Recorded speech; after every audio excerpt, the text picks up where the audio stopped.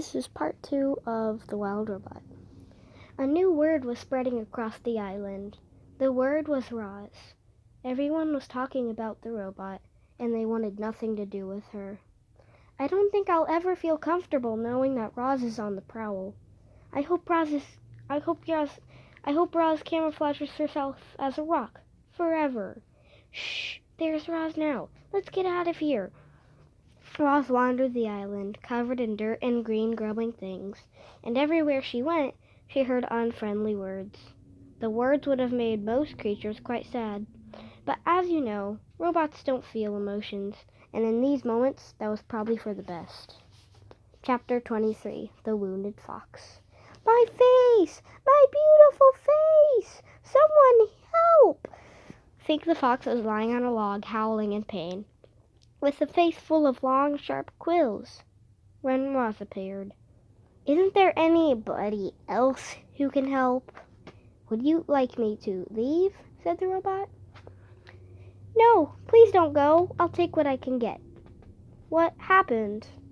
I think that porcupine could see me in the bushes, but when I went for his throat, suddenly there were quills in my face. Why did you go for his throat? Why do you think? Because I was hungry. If you had not attacked the porcupine, you would not have quills in your face.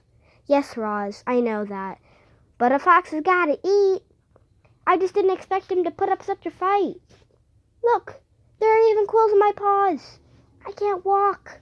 My face is numb. I could die if you don't help me. What would you like me to do? Said the robot. I'd like you to pull out the quills.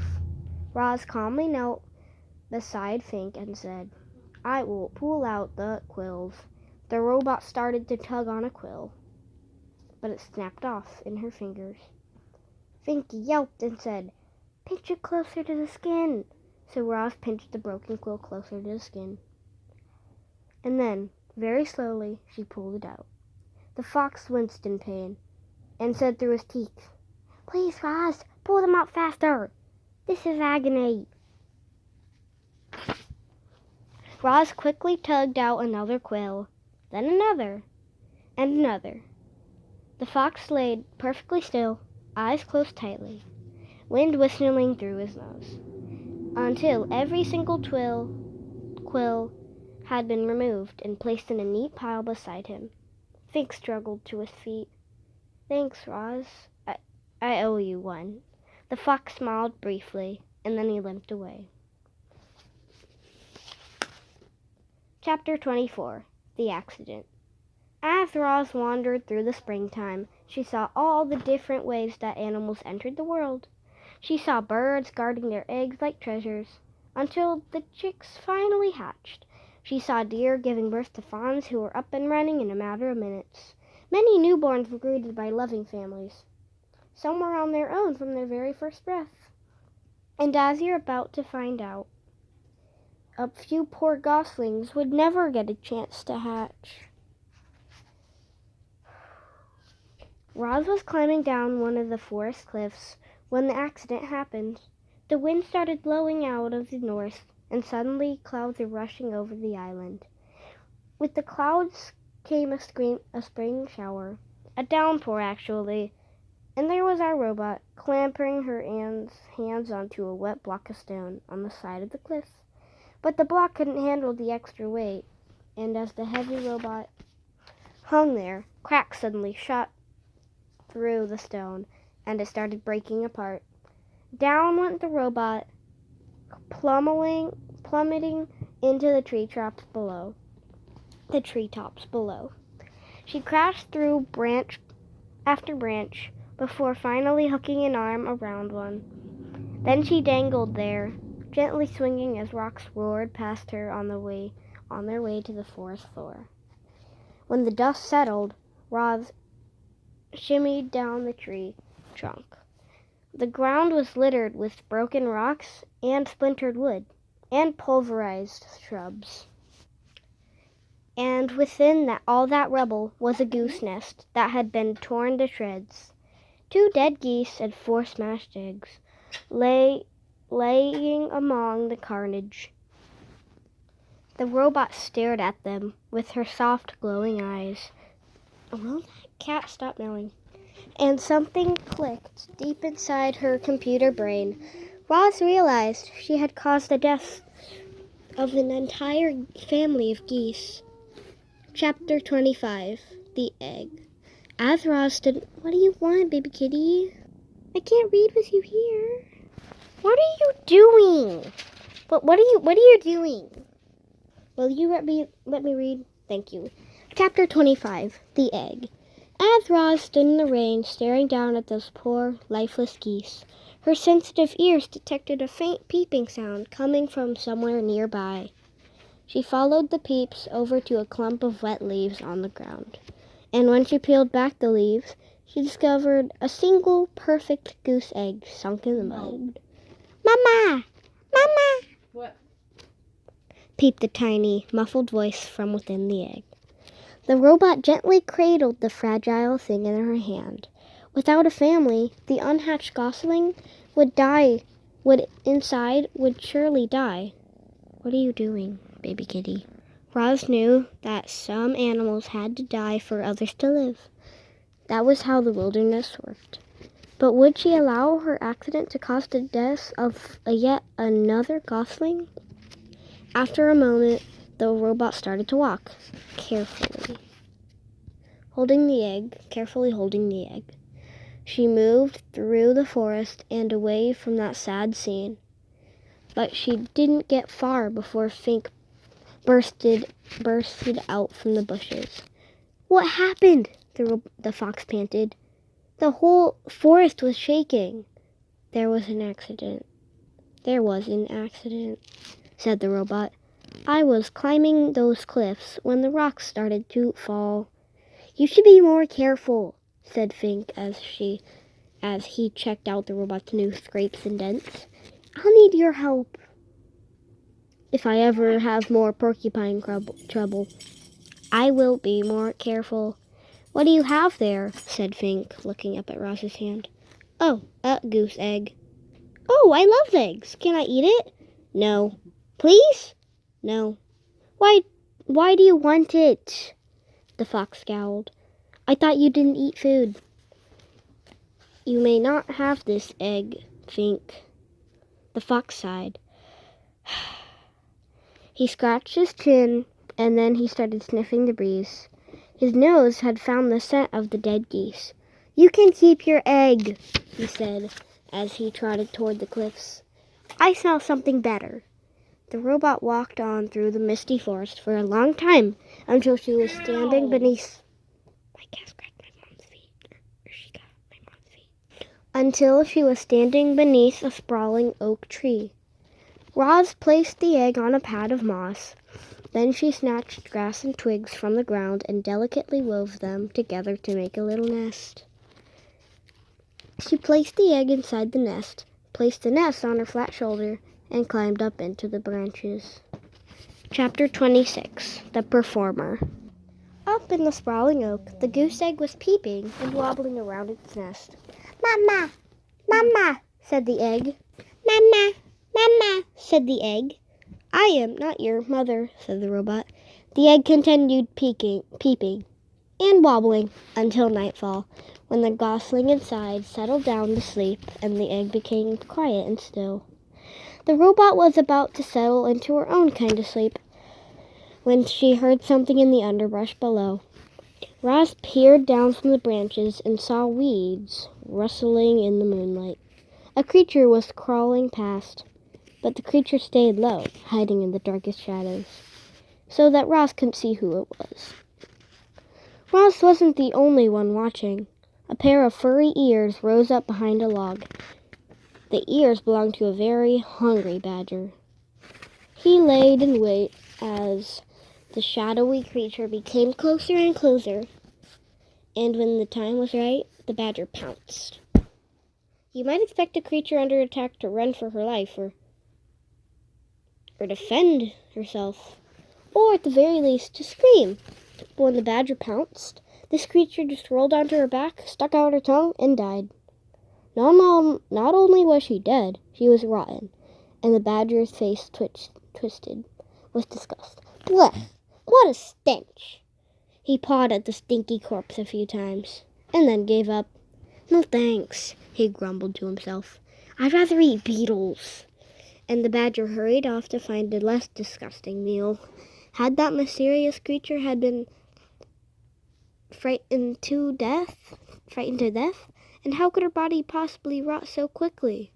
Roz was confused, and the robot became considerably more confused an hour later, when the dead creature's ears began to flicker. Her nose began to twitch, and she rolled onto her feet and went on her way as if nothing had happened. The robot's voice called down from the tree. Are you alive or are you dead? The creature's voice hissed up from the shadows. Who's there? Why have you been watching me? What you did was unbelievable, said Roz. I could not look away. Unbelievable? Really? The creature's voice seemed to be softening. I thought perhaps I overdid it when I stuck out my tongue.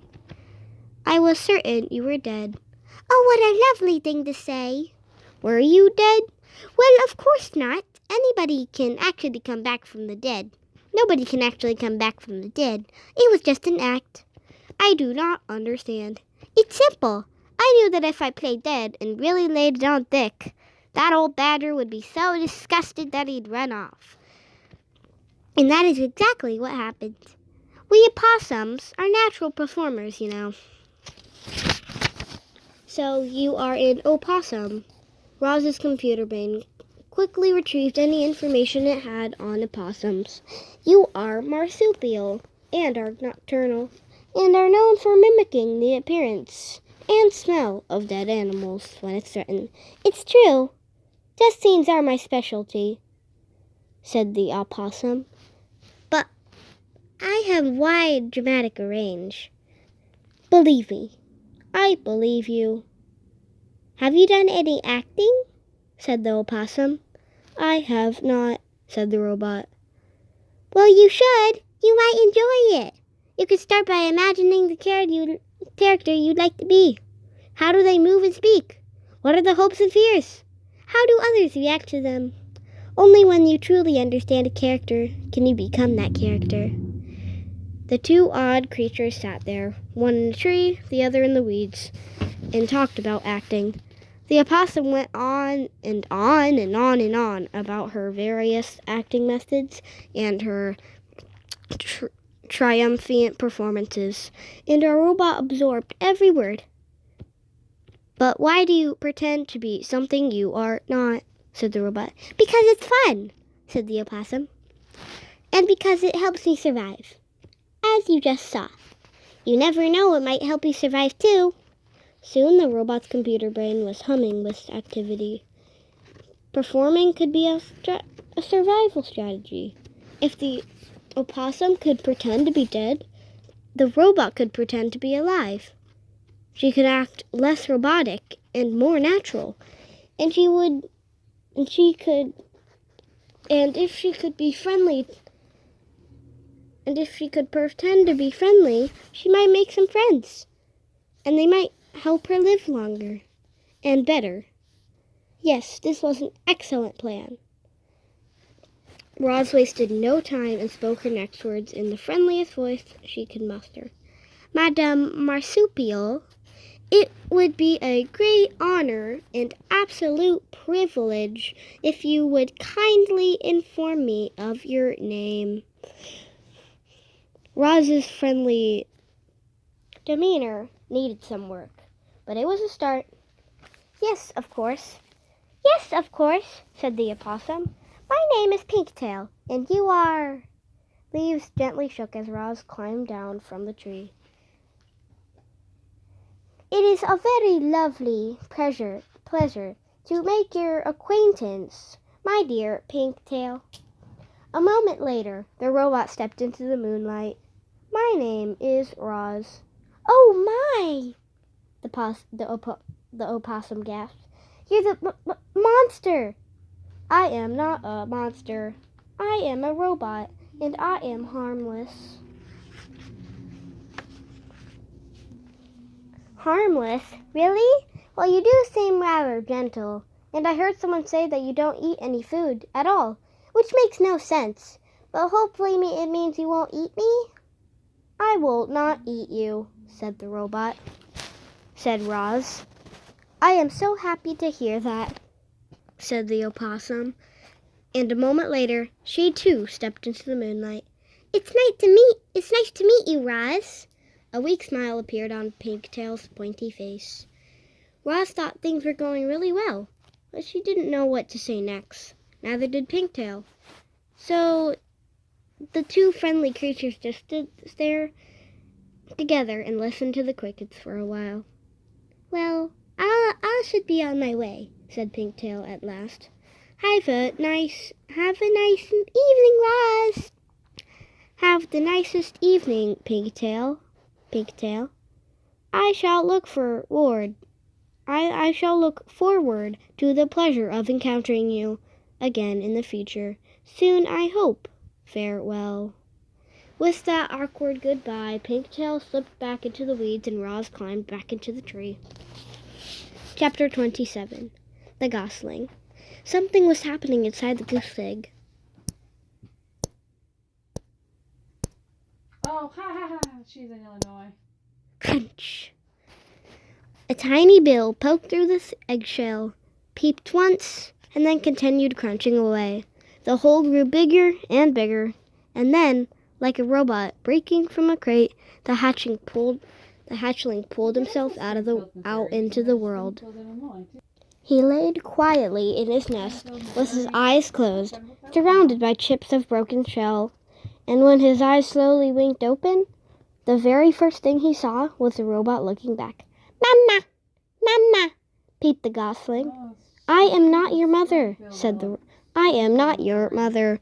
robot. Mama! Mama! Mama! I am not your mother. Food! Food! Food!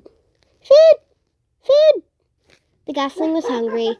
Of course he was. So using her friendliest voice, Roz said, What would you like to eat, little darling? Food, was the only response. The hatchling was far too young to be helpful. Roz needed to find a grown goose. So she scooped up the nest with the gosling inside, placed it on her flat shoulder, and marched through the forest, searching for geese. Chapter 28. The Old Goose. Ordinarily, the forest animals would have run away from the monster. But they were awfully curious why she was carrying a hatchling on her shoulder. And once Roz explained the situation, the animals actually tried to help. A frog pointed Roz up to the squirrels. A squirrel recommended that she speak with the magpies. And then a magpie sent them over to the beaver pond. The ground grew soggier. The grass grew taller. And soon the robot and the gosling were looking across a wide, murky pond. Dragonflies buzzed through the reeds. Turtles sunned themselves on a log. Schools of small fish gathered in the windows, in the shadows, and floating in the center of the pond was an old gray goose. A very good morning to you, the robot's friendly voice boomed over the water. I have an adorable little gosling with me. The goose just stared. I am in great need of your assistance, said Roz. Actually, the gosling is in need of your assistance. The goose didn't move. Food! Peeped the tiny gosling. Food! Food! That tiny voice was more than the old goose could bear, and she began gliding across the pond and squawking to the robot. What are you doing with that hungry hatchling? Where are his parents? There was a terrible accident, said Roz. It was my fault. This gosling is the only survivor. If there was a terrible accident, why does your voice sound so cheerful? The goose flapped her wings. Are you sure you didn't eat his parents? I am sure I did not eat his parents, said Roz, returning to her normal voice. I do not eat anything, including parents. The goose squinted at the robot. Then she said, Do you know who his parents were? I do not know.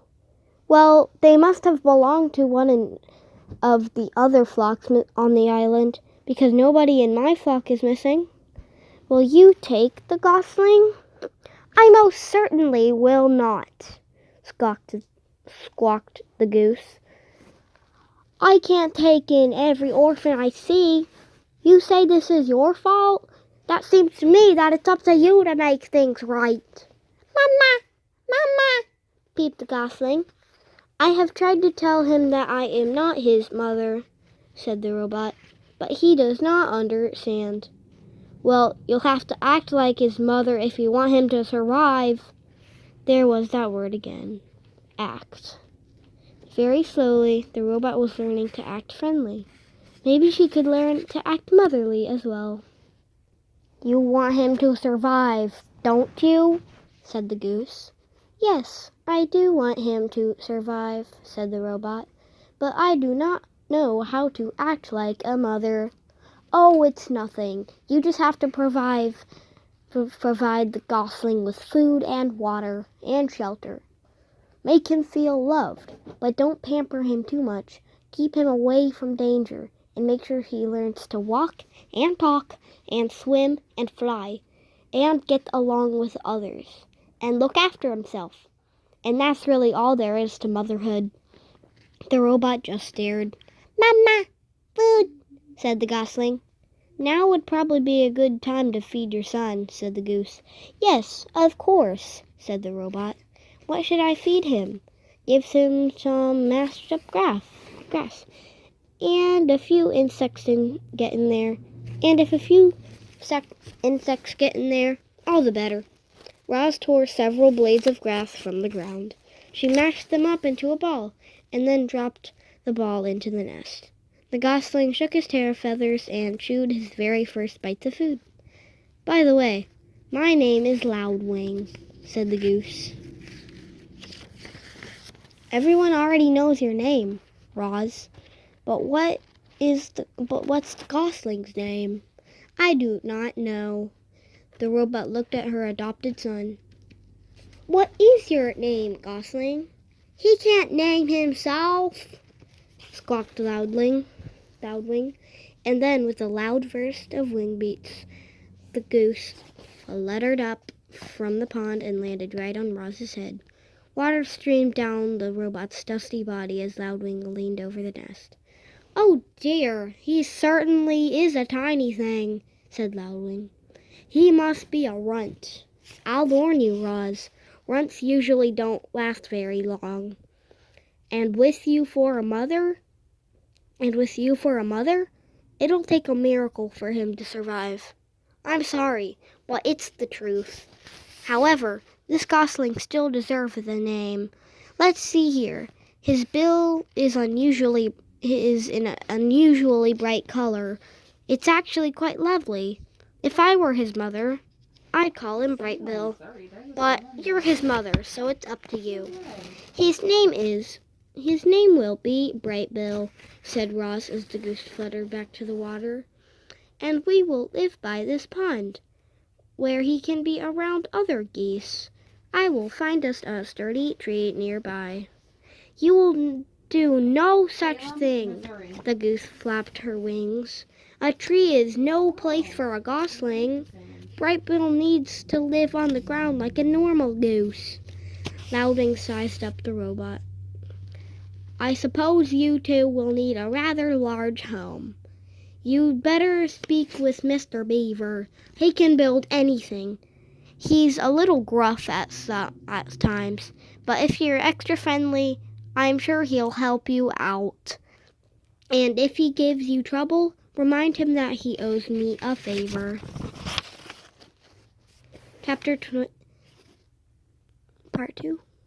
Part 3?